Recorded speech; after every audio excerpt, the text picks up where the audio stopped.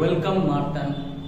बच्चों, आज मैं आप लोगों के सामने इतिहास का बहुत ही महत्वपूर्ण टॉपिक मुगल वंश के बारे में बताने जा रहा हूँ कि मुगल वंश किस तरीके से भारत में मुगल वंश की नींव पड़ी और मुगल वंश को किसने स्थापित किया।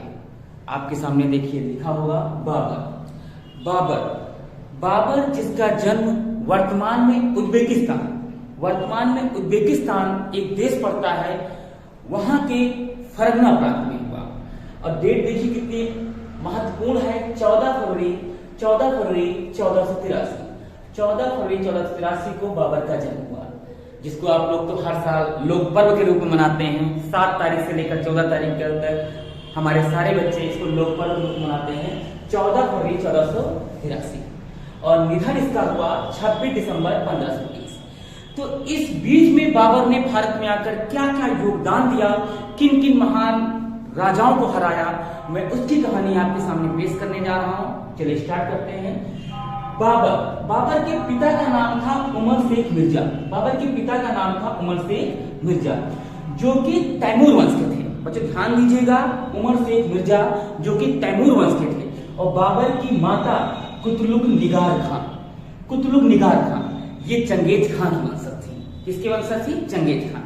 यानी पिता तैमूर लंग, आपने सुना होगा कि तैमूर लंग ने भारत पे आक्रमण किया था, और माता चंगेज खान, इन दोनों के वंशज बाबर थे। यानी माता की तरफ से चंगेज खान और पिता की तरफ से उमर शेख मिर्जा। अर्थात कभी क्वेश्चन आ जाए कि बाबर पिता की तरफ से किसका वंशज था, तो आप लोग बताएंगे तैमूर लंग का वंशज था, और माता की तरफ से चंगेज खान। दोनों ही बहुत ही खतरनाक आक्रमण करता था भारत के लिए, और बाबर के रक्त में इन दोनों के रक्त दौड़ रहा था। 1504 में इसने एक विजय की, काबुल की विजय। कौन सी विजय? काबुल की विजय। 1504 में बाबर ने काबुल की विजय की, और इस विजय के बाद उसने अपने पूर्वजों की पदवी को नहीं रखा, क्योंकि इनके पूर्वज, बाबर के पूर्वज जो पदवी रखते थे बेटा, वो मिर्जा की पदवी रखते थे। किसकी? मिर्जा की। बाबर ने अपने पूर्वजों की मिर्जा की पदवी को हटाकर बादशाह या बादशाह की पदवी रखी। क्या रखा बच्चों? बादशाह या बादशाह। जबकि इनके पूर्वज, बाबर से पहले इनके पूर्वज मिर्जा की पदवी रखते थे। बाबर पहला शासक हुआ जिसने अपने नाम के आगे बादशाह लगाया। और काबुल विजय के बाद बाबर ने काबुल में जाकर सभी को एक एक सोने का सिक्का बांटा। इतना धन यहां से लूट कर ले गया काबुल से कि वहां पर एक एक सोने का सिक्का बांटा, और जिसके उपरांत इसने बादशाह की उपाधि धारण की है। बहुत डीप हिस्ट्री है, लेकिन मैं आपको वही पॉइंट बताने का प्रयास कर रहा हूं जो आपको डायरेक्ट पेपर में मिले। 1507 में बाबर ने कंधार की विजय की। 1507 में इसने कंधार की विजय की। बाबर के पूर्वज जब ये 1594 में 12-13 साल का था, तो इसके पूर्वज ने समरकंद पे आक्रमण कर दिया, जिससे इसको भागकर काबुल जाना पड़ता है। काबुल भी इसके हाथ से निकल चुका होता है, और फिर उसके बाद फरगना, यानी कि छोटी सी उम्र में इसके पूरे जहां पे इसकी सत्ता थी इसके हाथ से निकलती चली जाती है। तब उसको भारत की तरफ मूव करना पड़ता है। भारत आने का भी उसका एक कारण था। उस समय दिल्ली सल्तनत का बेटा अंतिम वंश चल रहा होता है। दिल्ली सल्तनत का अंतिम वंश चल रहा होता है, जिसे बोलते हैं लोधी वंश। कौन सा वंश? लोधी वंश। दिल्ली सल्तनत में कुल 5 वंशों ने राज किया है, इसके बारे में हम बाद में बताएंगे। दिल्ली सल्तनत में इस समय लोधी वंश चल रहा होता है, और उस समय शासक होता है इब्राहिम लोधी को दिल्ली सल्तनत से हटाने के लिए यहाँ के राजाओं ने क्या किया? बाबर को एक संदेश पत्र भेजा। यहाँ के राजाओं ने बाबर को एक संदेश पत्र भेजा, जिनमें से 2 नाम बहुत प्रमुख है बेटा, ध्यान दीजिएगा, 2 नाम बहुत प्रमुख है, आप कहीं भी लिख लीजिएगा इस बात को। जिनमें से 2 नाम है पंजाब के शासक दौलत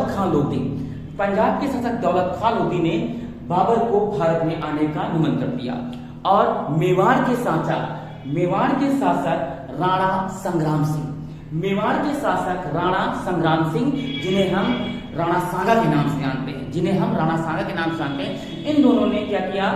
दिल्ली सल्तनत से इब्राहिम लोधी को हटाने के लिए बाबर को अपने देश में बुला लिया कि आप यहाँ पे आइए और इनको हराइए और इनकी इनके युद्ध में हम आपकी सहायता करेंगे।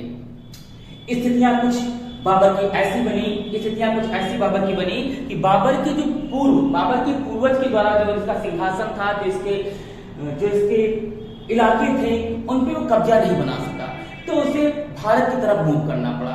और जब भारत की तरफ मूव करना पड़ा तो वो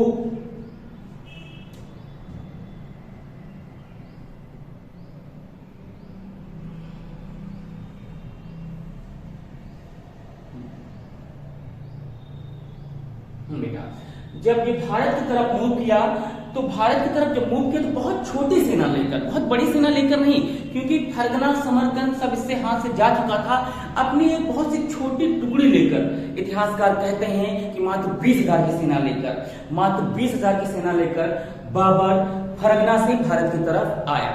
और जब फरगना से भारत की तरफ आया, क्योंकि इसको विश्वास था कि भारत में जाएंगे, तो दो लोगों ने उससे वादा कर रखा था कि हम आपको युद्ध में सहायता देंगे। वो था पंजाब का राजा दौलत खान लोधी और मेवाड़ का राजा महाराणा संग्राम सिंह। पानीपत का प्रथम युद्ध, इसमें बाबर की भूमिका देखिएगा। पानीपत का प्रथम युद्ध ये वही युद्ध है जिस युद्ध के बाद भारत में दिल्ली सल्तनत को समाप्त कर, लोधी वंश को समाप्त कर एक नए वंश की नींव पड़ती है। उस वंश का नाम है मुगल वंश। पानीपत का प्रथम युद्ध, ये युद्ध होता है 21 अप्रैल 1526 को। ये युद्ध होता है 21 अप्रैल 1526 को। बाबर पानीपत, इतिहास में 80% युद्ध, इतिहास के 80% युद्ध पानीपत और इसी राज्य में हरियाणा, पानीपत पता है हरियाणा में, चाहे कुरुक्षेत्र का युद्ध आप याद करिए, वो भी हरियाणा में है। तो पानीपत का युद्ध ये 21 अप्रैल 1526 युद्ध की शुरुआत होने की डेट है, बल्कि बाबर यहाँ पर बहुत पहले आ चुका था, 6-7 दिन यहाँ पे पहले आ चुका था। लेकिन बाबर की छोटी सी टुकड़ी सेना की थी, इसीलिए युद्ध ये प्रारंभ नहीं करना चाहता था, युद्ध को ये प्रारंभ नहीं करना चाहता था। ये पानीपत के मैदान में आकर अपनी टुकड़ी को बिठा देता है और वेट करता है कि युद्ध की तैयारी की जाए। और मेवाड़ के राजा राणा संग्राम सिंह से कहता है कि आप आइए और युद्ध में हमारी हेल्प करिए। राणा सांगा को जब पता चलता है कि बाबर की सेना मात्र 20,000 है, तो राणा सांगा ने अपने हाथ खड़े कर दिए।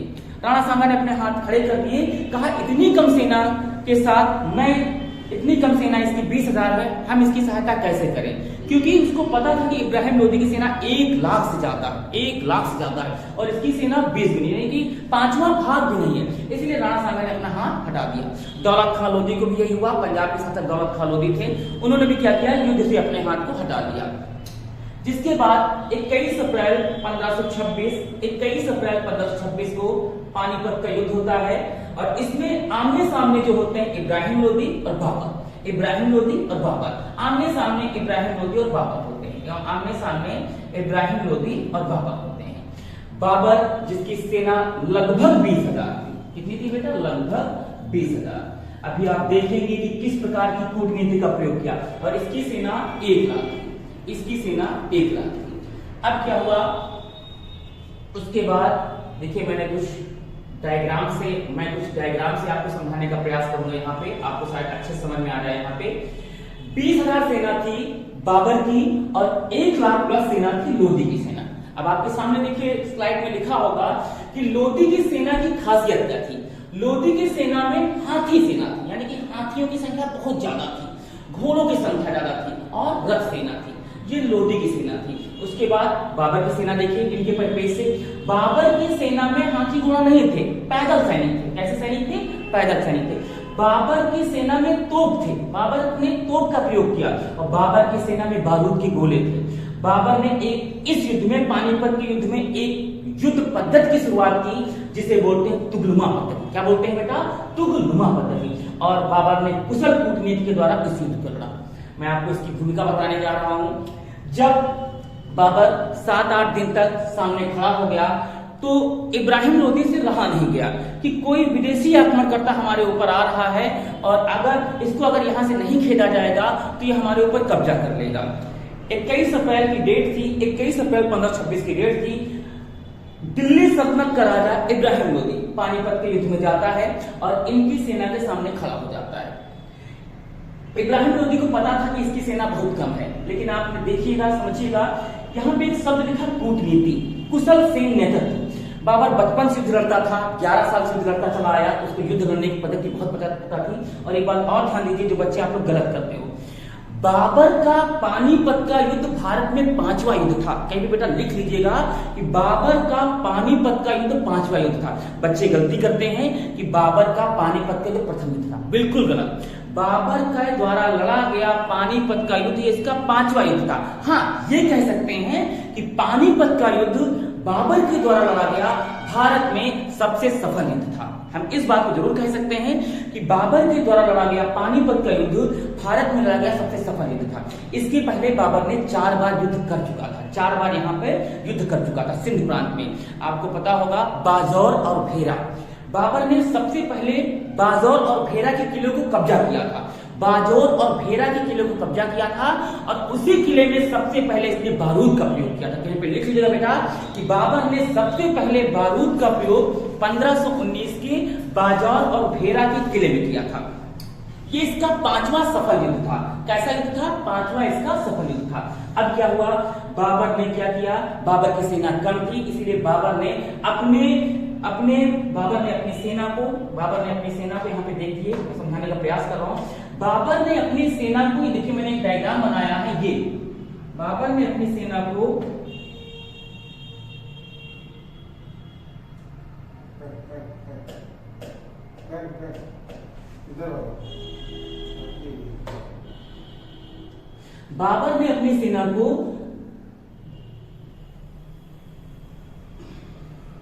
आप अगर इसको देखिएगा, ध्यान से देखिए इसको, उल्टा कटोरा नुमा। अगर आप कटोरे को उल्टा कर देते हैं तो कुछ इस प्रकार आकृति बनती है, उल्टा कटोरा नुमा। हम अपनी भाषा में इसको उल्टा कटोरा नुमा बता रहे हैं, जो कि आपकी व्यवहारिक भाषा है, बल्कि इसे बोलते थे तुगलुमा पद्धति। क्या बोलते थे बेटा? तुगलुमा पद्धति। बाबर ने सबसे पहले यहाँ पर तुगलुमा पद्धति का प्रयोग किया और उसकी सेना पैदल थी, इसीलिए इसने अपनी सेना, जो पैदल सेना थी, इसको सबसे आगे खड़ा किया। और आपको पता है सैनिक एक बड़ा सा आगे अपने हाथ में भाला लेकर चलते थे, झंडा लेकर चलते थे, वो देखिए यहाँ पे लगा हुआ है। तो इसने सबसे पहले अपनी सेना को आगे खड़ा किया, जिससे कि ये लगभग 20-20 फुट के, ये 20-20 फुट के झंडा हुआ करते थे। कितने फुट के? 20 फुट के। तो बाबर ने सबसे पहले अपनी सेना के टुकड़ा को सबसे आगे खड़ा कर दिया और उसके बाद क्या किया, जो इस सेना के टुकड़े में जो बीच में जगह पड़ रही है, इस सेना के टुकड़े में जो बीच में हमको जगह मिल रही है, इसमें क्या किया, इसमें तोप लगवा दिया।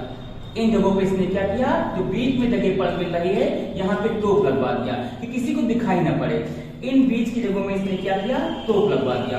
और क्या किया, उसके बाद अपनी पैदल सेना को आगे लगाने के बाद उसने अपनी सेना को 3 भागों में तोड़ दिया। कितने भागों में? 3 भागों में तोड़ दिया कि हम युद्ध नहीं लड़ेंगे अगर हम, क्योंकि हमारी सेना कम है, 20,000 की सेना है, और अगर हम युद्ध की शुरुआत पहले करेंगे तो हम हार जाएंगे।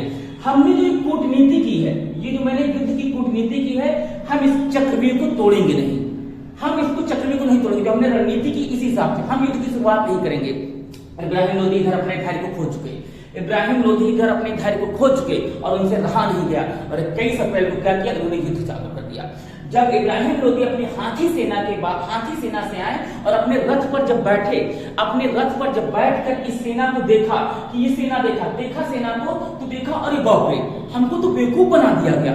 ये सेना तो यहाँ से लेकर 2-3 किलोमीटर की है, क्योंकि ये आगे सेना 20 फुट का झंडा लगा हुआ था, तो ये सेना देख नहीं पाया, कि इसको पीछे की सेना दिखाई पड़ी। तो इसके मन में लगा कि वाकई में सेना मुझसे डबल तिबल है, यानी कि उसके माइंड में ये हो गया कि मेरी सेना 1 लाख है और इनकी सेना 2 या 3 लाख है। और यही कारण था इब्राहिम लोदी मन से हार गए। और कहावत कही गई है, मन के हारे हार है, मन के जीते जीत है।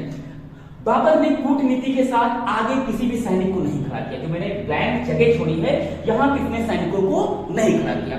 मैंने पहले बताया कि बाबर ने 3 भागों में सैनिकों को बांट दिया था कि हम युद्ध नहीं लड़ेंगे, हम सिर्फ इनके सैनिक जब भी अंदर आएंगे हम इनको दौड़ा के खाली थका देंगे, थका देंगे। जब थका देंगे तो हमारी जो दूसरी टुकड़ी है वो आकर इनके सैनिकों की गर्दन काट देगी। वही हुआ, बाबर ने यहाँ पे सैनिकों को नहीं खड़ा किया और बाबर ने बहुत होशियारी के साथ यहाँ से लेकर यहाँ तक इन दोनों के बीच में एक बड़ी सी नहर खुदवा दी, एक बड़ा सा गड्ढा खुदवा दिया और इसके ऊपर क्या किया, घास फूस डलवा दिया, इसके ऊपर घास फूस डलवा दिया, बड़ा सा गड्ढा 5 फुट का खुदवा दिया, लंबा लंबा 5 फुट का गड्ढा खुदवा दिया और इसके ऊपर घास फूस और इसके पीछे सेना लगा दिया। और आप ध्यान दीजिए, बाबर की सेना में आपको दिख रहा होगा, बेटा ध्यान दीजिए बोर्ड की तरफ, कि बाबर की सेना में आपको दिख रहा होगा कि इसका कोई भी सैनिक एक के सामने नहीं है, एक दूसरे के सामने नहीं। देखिए इसकी सैनिक देखिए, मतलब कि इसने इस तरह सैनिक को लगाया कि एक दूसरे के सामने सैनिक ना हो, कि अगर हम लक्ष्य को भेजें तो सारे लोग एक साथ भेज सके।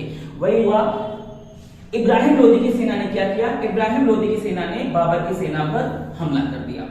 जब इब्राहिम लोदी की सेना ने बाबर की सेना पे हमला कर दिया, इब्राहिम लोदी की सेना ने बाबर की सेना पे हमला कर दिया, फिर हुआ क्या कि बाबर ने अपने सैनिक जो इसके आगे लगे हुए थे यहाँ पे इसको खुलवा दिया और इसकी पूरी सेना अंदर आ गई। जब पूरी सेना अंदर आ गई तो मैंने देखिए पहला पॉइंट क्या लिखा बेटा, हाथी सेना।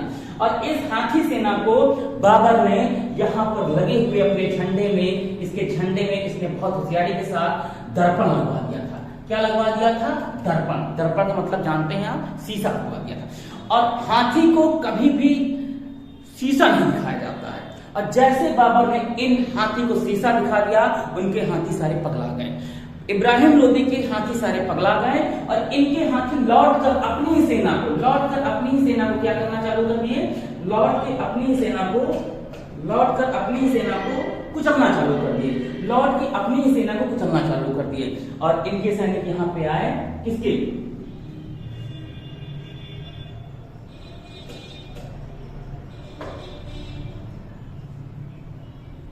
लौट के जब इनकी पूरी सेना यहाँ पे आ गई, बाबर ने बहुत होशियारी के साथ, और इसमें देखिए एक पॉइंट लिखा है, तोप का प्रयोग, बारूद का प्रयोग।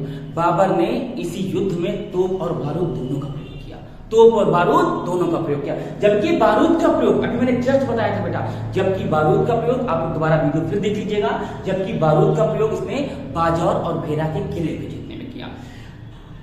उस्ताद अली, इसके दो तोपची होते थे, उस्ताद अली और मुस्तफा। इन तोपची ने बहुत कूटनीति के साथ बाबर को ये युद्ध जीत दिया। और इब्राहिम लोदी को युद्ध स्थल में क्या किया गया, गला काट दिया गया। इब्राहिम लोदी को युद्ध स्थल में जाकर गला काट दिया गया।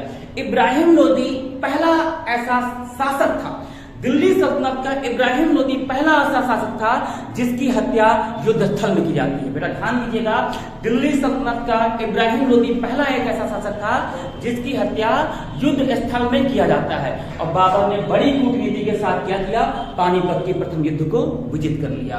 तो ये मैंने पानीपत का प्रथम युद्ध आपके बारे में बताया है, पानीपत का प्रथम युद्ध। और इसके बारे भी, इसके आगे भी मैं आपको बताता रहूंगा किस प्रकार बाबर ने इस युद्ध के बाद अपनी क्या क्या भूमिका की है, कैसे यहाँ। तो पानीपत का प्रथम युद्ध ऐसा युद्ध था जिसके बाद भारत में मुगल वंश की नींव पड़ी। पानीपत के युद्ध की डेट क्या थी, 21 अप्रैल 1526।